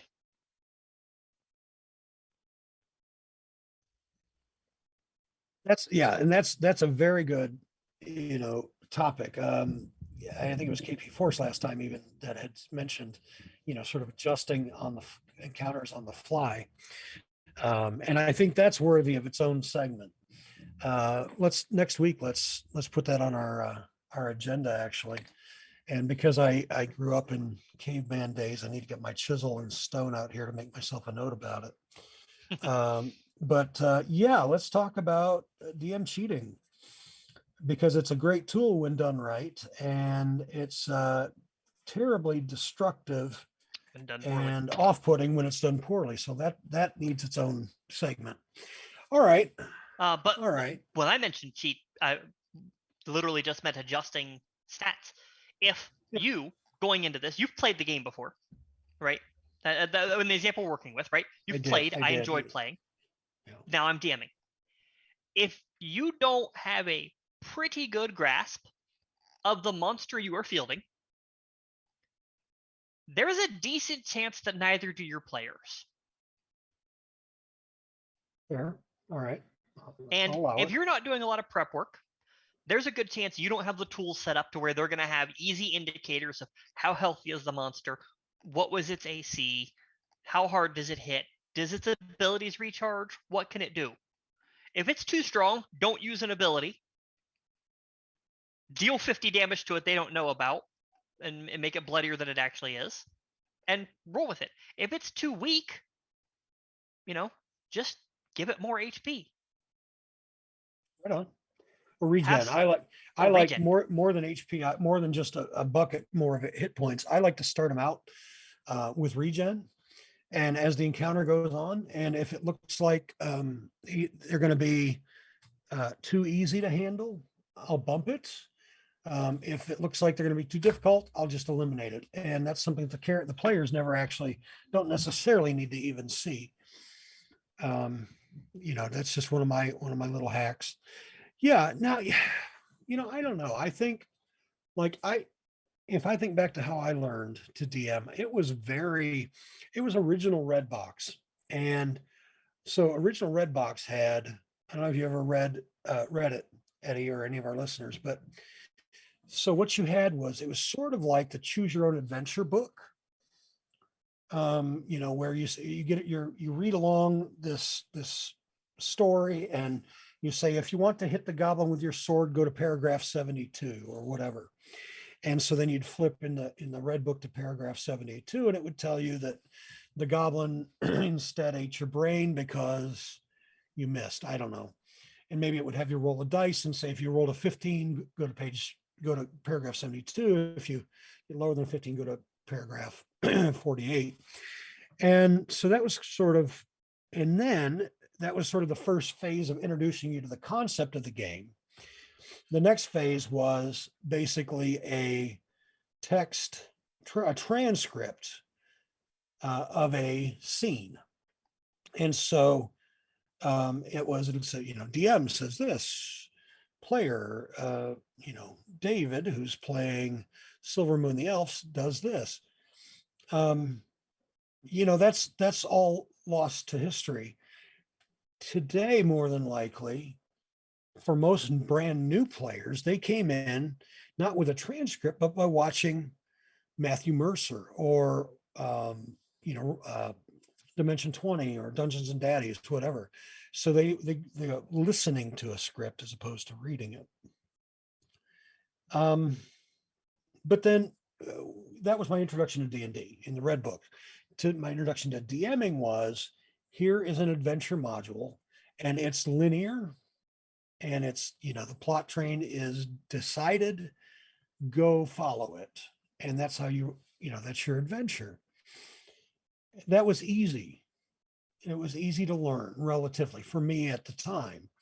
And I wonder if plot train isn't the easiest way to learn as a brand new DM, rather than creating something of your own, run a published adventure, or a portion, run the intro to Storm Giant's Thunder, or whatever it's called, Storm King's Thunder, Storm King's, whatever the fuck it is, Storm King.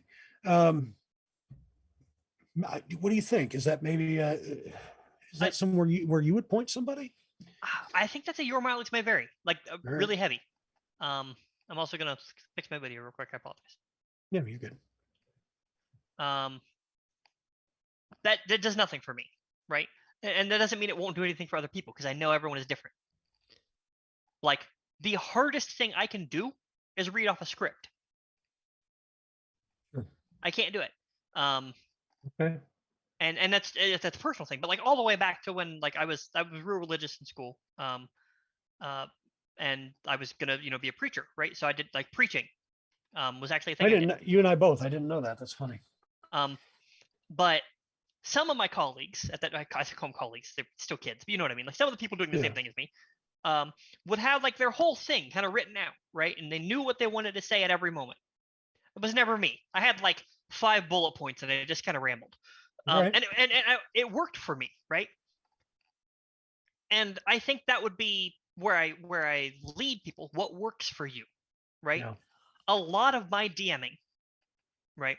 A lot of it is I come up with a story that I want to tell, and my players give me a story that they want to tell, whether or not they realize they're doing it. And I spend 70% of my time going, yeah, you can try that. Yeah, we can try to make that work. Here's what you need to roll to make that happen. And occasionally inserting pieces of the story as they fit. Like that's good sandbox type design too, is you decide what's going on in the world, and then you tell the players what their characters would know about what's going on in the world, and you see what happens. Yeah. Um, Players make better adventures than DMs. Just yeah. straight up, they do. Yeah. I mean, all right, having DM'd for 4 decades almost, that sounds fine to me. I feel like maybe that's intimidating to somebody who's brand new. I don't know. That's how I started. I started 3.5, Yeah. which was Did awful you time ever? to start. Did Let you me tell ever? you. Yeah. Did you ever run published modules? Have you ever run anything like cover to cover? I have not of D&D. All right. All right. Well, that's I same ran. principle of another Yeah. RPG. It's kind of a module. So I used to run a lot of Shadowrun, okay? Mm-hmm. And I ran Shadowruns at conventions, All right.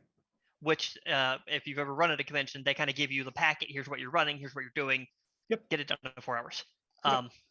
And so I did those, which has the same kind of principle, right? You follow a script. Yep.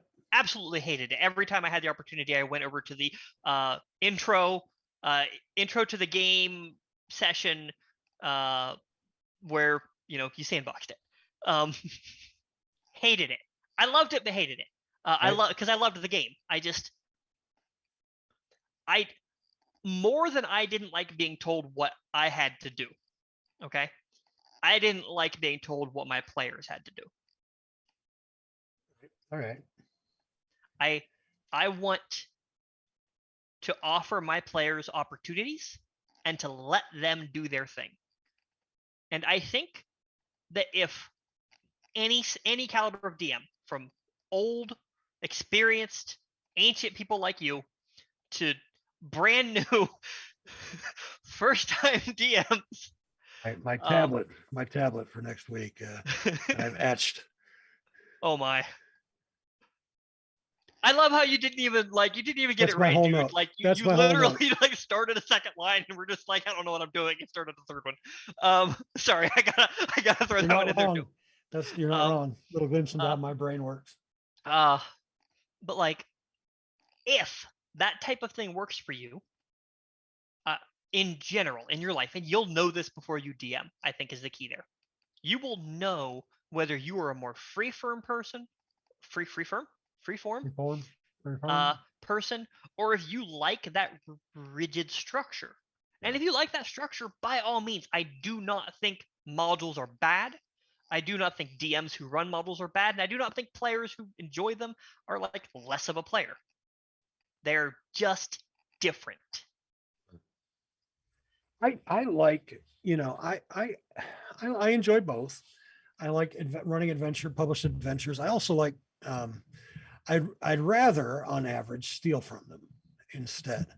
I would rather pull out an encounter or a map or even maybe one part of a story, and then that happens in the if I'm running an Obsidian Shards game, that happens in an open world setting. in a sandbox E or sandbox-ish setting. But I also I like running adventures as written, and I think there's some freedom in there. My favorite, you mentioned convention gaming and sort of the rigidity and whatnot that sort of by its nature.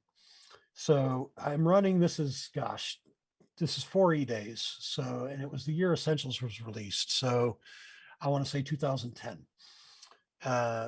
give or take. And so I'm DMing a convention. And that year I DM'd 4 slots, but 3 of them on one day. And I had just enough time between slot 2 and 3 of that day to go out to lunch at the Ram. Those of you who've been to Indianapolis for Gen Con, the Ram is not there. Goodwin Brewing is now there, it's a passable replacement. At least it was last year. We'll see. Hopefully they continue to cater well to the gamers. Anyway, and I had, I'm a lover of craft beer, and I had at least more than I should have, 3 or 4. So I was a little bit, tipsy going into my final session of the day. Well, I'm sat with, it's a mom and her son, and one of the son's cousins and their dad, and then another friend. So 3 kids between the ages of probably I think 9 and 14 maybe, and two adults. And so we're playing Lost Crown of Neverwinter, an excellent adventure, by the way, written by Eric Scott DeBee, one of my favorite adventure writers from 4th edition days.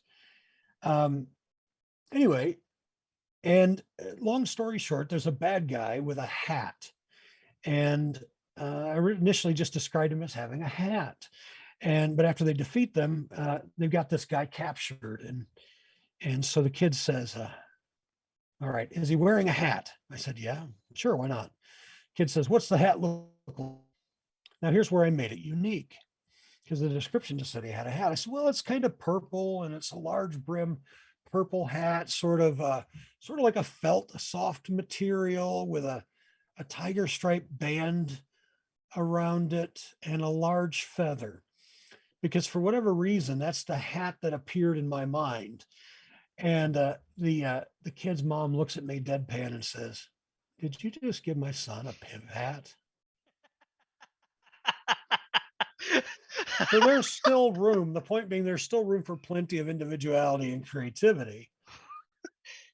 Just, I don't advise pimp hatting. I said, "Well," I said, "Yeah, it looks like that. Yeah, but he's not. That's not his thing." And we went on, and we still had a great session. I haven't been asked back by Bald Man Games for some reason. I'm Huh. sure it's not related. No, not at all. Actually, no, I just haven't had the chance to sign up again since then. But anyway, so there's some flexibility, but you're right. The story is pretty much told, right? Right. And I want to go back to something you kind of mentioned.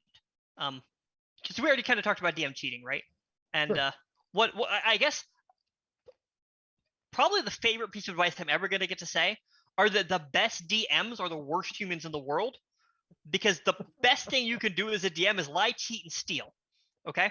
So you don't want to give your players all the information. You want to deceive them sometimes. You want to red herring them sometimes. We already kind of said we're going to talk about cheating. Stealing. Steal from everything. It is okay. It is fine. Nothing is original.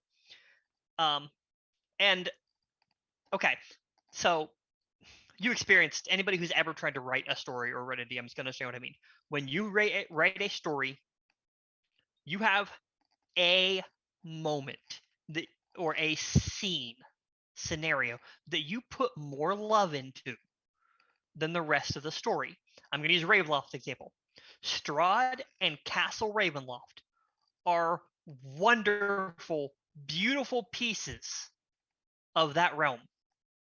And the rest of it exists in a way that makes sense. That is not a that is not a slight. It is a reality. So when you pull Castle Ravenloft and make a fairy and make a deal with Strahd von Zarovich, but when you pull Castle Ravenloft out by itself and you put it in another story that you have. You've already put that kind of love into somewhere else in your story, right? You've put that kind of detail somewhere else. The more times this compounds, the more stealing you do, the generally higher quality the entirety of your campaign is going to be. Yeah, I mean, you're not wrong, because it's got to connect on sort of that visceral level, right? And how do we connect as human beings? You know, shared experiences. Why is music as powerful as it is in the modern era? And that's because if I'm listening to a song on the radio, I can definitely relate to it. Like, for example, you know, normally my wife and I, you know, we want to go out, I'll take her to Wendy's, but occasionally when I've been paid, she's going to get an upgrade and we're going to go to Applebee's. And you know, and we'll go somewhere fancy like Applebee's, for those of you that are familiar with the fancy like phenomenon. I literally can hear my wife moaning in the other room, and it's not with pleasure. So um, anyway, point being, music, right? We connect with that in some way or another. Like, I want to go to a fancy place like Applebee's, and now I've been messaged, and it just says no with 16 O's. So, but no, shared experiences, shared emotions, shared feelings, and those aren't always easy to communicate with words. So we communicate them with stories. That's the power of myth, right, Joseph? That goes all the way back to Joseph, and really, you know, for Gygax, sort of the origin of D&D, for George Lucas, much of the origin of Star Wars was about the power of myth, and that's the beauty of the game in some ways. Also, killing things and taking their stuff, there's a beauty in that, but No, absolutely. I mean, you know,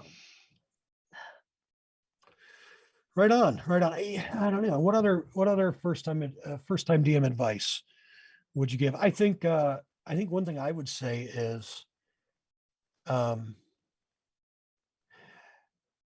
I would agree with, make sure you're having a good time, because if you're having a good time, everybody else will probably follow suit.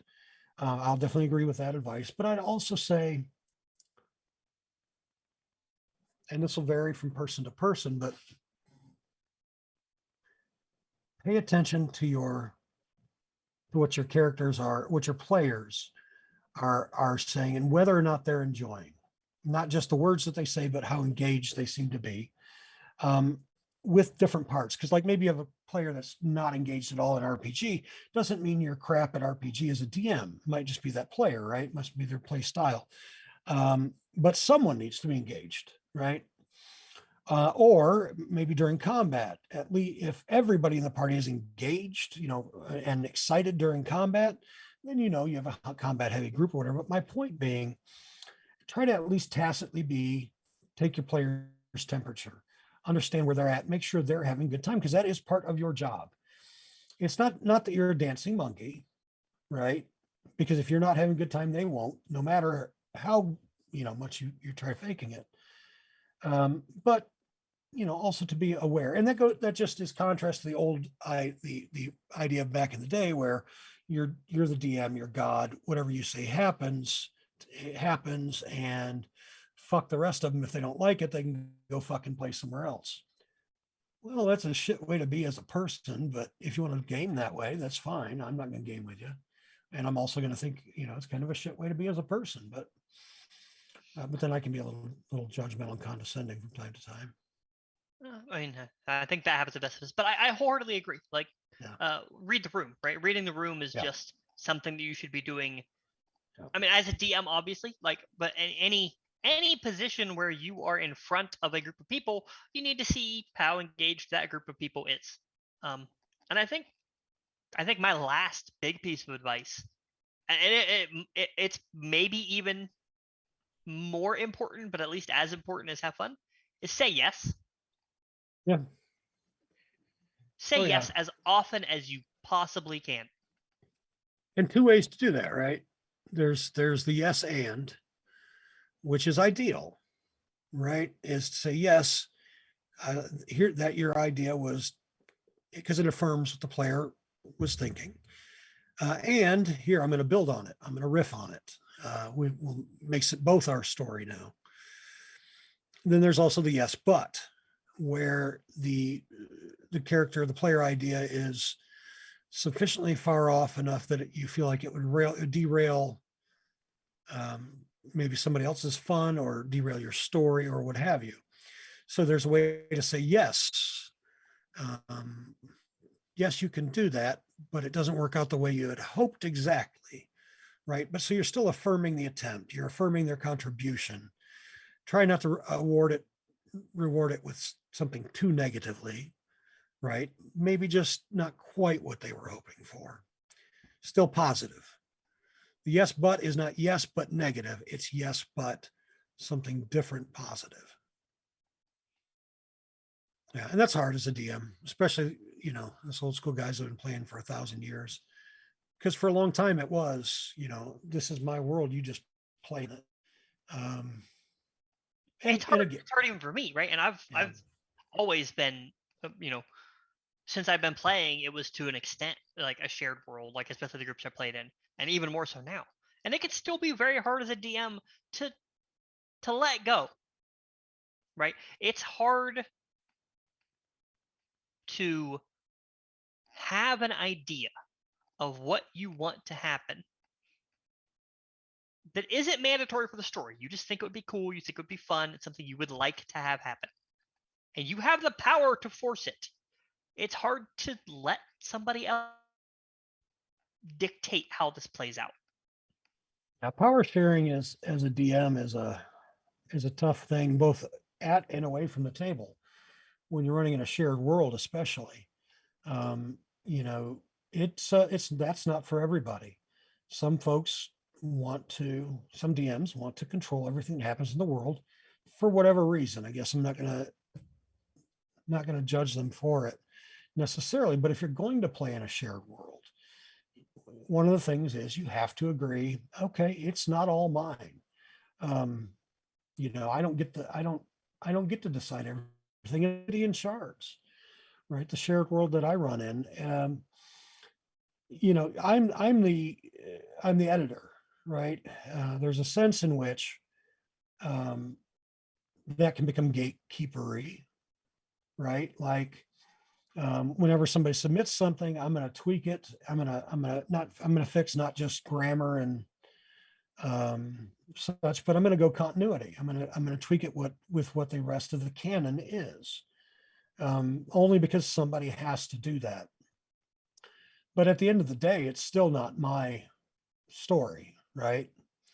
That can be tough in a shared world. That's a tough pill for some DMs to swallow. I like it. I enjoy it, right? I enjoy contributing and putting it out there, whether I'm the editor or not. I've been in shared world campaigns where I wasn't, and that was thoroughly enjoyable too. So, all right. Well, I think we're about at the end of our time together today. Eddie, as always, thank you so much for being the second best DM on the show. Those of you who are in the chat, thank you so much for coming out. Enjoyed the questions. Make sure you come back next week, share with your friends. This will be on YouTube tomorrow, so everybody make sure and share that along. And yeah, that's it for the week. Also, Eddie, anything you want to add? Anything you want to say? Yes, I'm actually going to volunteer work for you. Okay. In the Discord, right? Because most of you are here in chat. There at some point will be made available the Discord, but if you don't play with Bob, it's the thing that exists. But for those of you that do play and are currently on it, if there are questions that you think of, even if you're not part of a class or the master class that he created or anything like that, if there are things you would like to know to see covered, whether it's as a DM, whether it's as a player, if it's just about D&D, right? Put them in the Discord. Tag Bob, tag me. I'm in there too. Let us know. Yep, go to the general chat. Absolutely, tag us there. Alternatively, you can contact us on startplaying.games. You can hit me up on Twitter, DMBobio1. I don't know why I have the number 1 there. I need to fix that. But Facebook, DMBobio. Email me, DM at DMBobio, Bob at DMBobio. Anything at DMBobio will get to me. You can always send those questions, put them even in the Twitch chat. I'll check those each week before we do our next show. So also, Eddie, do you have any games coming up that you want to pitch that you're looking for players? Yes, but um, If not, that's fine. no, I do. Not all of them will start playing games right now. Okay. I'm gonna have many different game slots available. 5 to 9 Central is gonna be a big one, and most weekend days that's gonna be an availability. Eventually Sunday. Right now it's just gonna be Friday, Saturday. But I have a campaign, Trinity of Evil. I'm running it on Monday already. The whole thing is there. It exists. Um, it's a culmination of a lot of years' experience and work. It is semi sandbox. There is a little bit of a plot trail that you follow, right? But it's also there's freeform to it. I am completely open to the idea of what time people need a session for. I don't have these things pre-planned out. I'm filling groups as there's interest. So if you have interest, if you want to be a part of this campaign, reach out to me. Tell me, we'll work together on what times work. We'll start setting it up, and then we'll try to recruit more people for it. What's the best way for them to get a hold of you on? Is it via your Start Playing Games page or? The Start Games.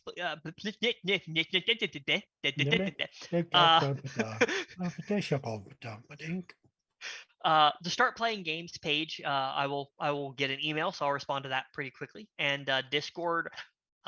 If I'm not involved in something, I would be able to reply to you instantly. I am, like I said, I'm on Bob's Discord.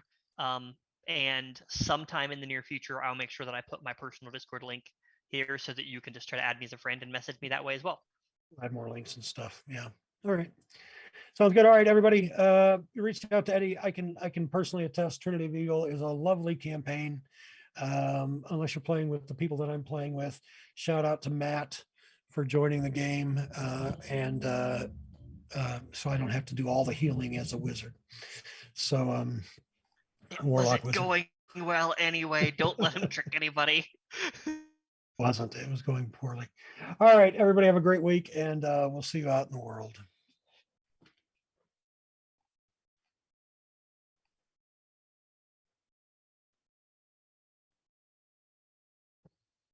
All right, and we are